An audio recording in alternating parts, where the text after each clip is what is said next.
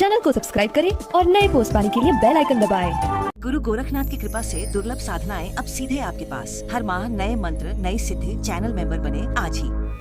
साधकों, आदेश मंत्र तंत्र यंत्र चैनल में आप सभी का स्वागत है। साधकों, आज मैं आपसे 4 बातें पूछना चाहता हूँ कि आपके जीवन में कोई शत्रु है जो खुलकर सामने नहीं आता लेकिन पीछे से नुकसान पहुंचाता रहता है। क्या आपके मन में एक अज्ञात भय है जिसकी कोई वजह नहीं मिलती लेकिन वह रात को सोने नहीं देता? क्या कोई अदृश्य बाधा है जो बार बार आपके रास्ते में आ जाती है, मेहनत को धूल में मिला देती है और आगे बढ़ने नहीं देती? और क्या आप महसूस करते हैं कि आपके भीतर का साहस और आत्मबल कहीं खो गया है, कि वह हिम्मत जो कभी थी अब नहीं रही?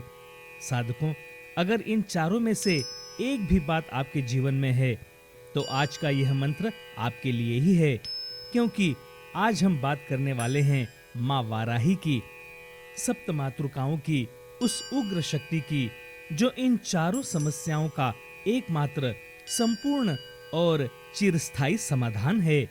साधकों, मां वाराही भगवान वाराह की शक्ति स्वरूपा हैं। वाराह मुखी, दिव्य तेज से पूर्ण, उग्र किंतु करुणामयी। तंत्र शास्त्र में इन्हें सबसे त्वरित फलदायी और सबसे शक्तिशाली रक्षक माना गया है।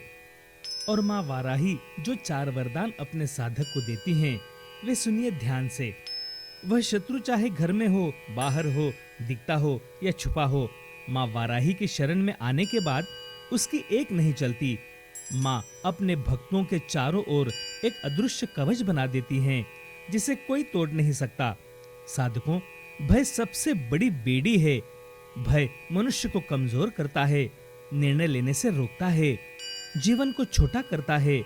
मां वाराही की उपासना से वह भय धीरे धीरे विदा होने लगता है और मन में एक अटल शांति जागती है। काला जादू, तंत्र प्रयोग, नजर दोष, ऊपरी साया, वे बाधाएं जो आंख से नहीं दिखती लेकिन जीवन को धीरे धीरे खोखला कर देती हैं, मां वाराही उन्हें जड़ से उखाड़ फेंकती हैं, एक एक करके, पूरी तरह से। साधकों, यह सबसे बड़ा वरदान है। शत्रु हट जाए, भय चला जाए, बाधाएं टूट जाएं, लेकिन अगर भीतर से इंसान टूटा हुआ है तो जीवन नहीं बनता।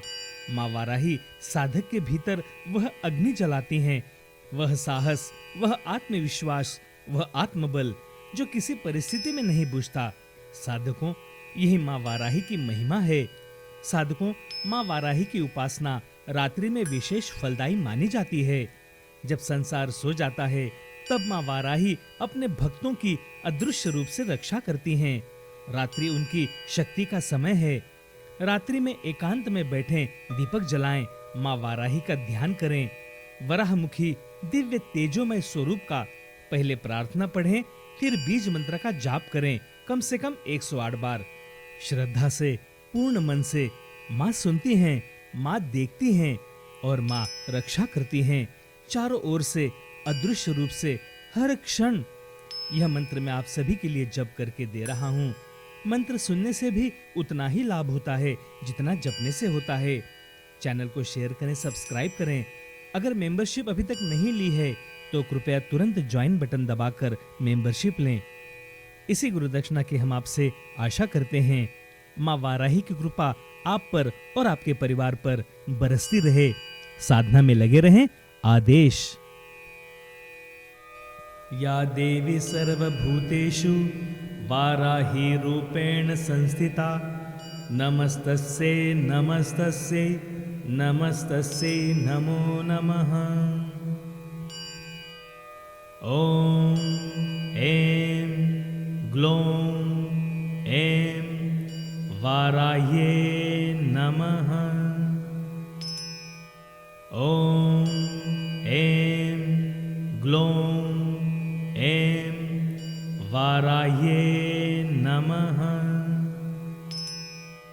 ओम ऐं ग्लौं ऐं वाराह्ये नमः।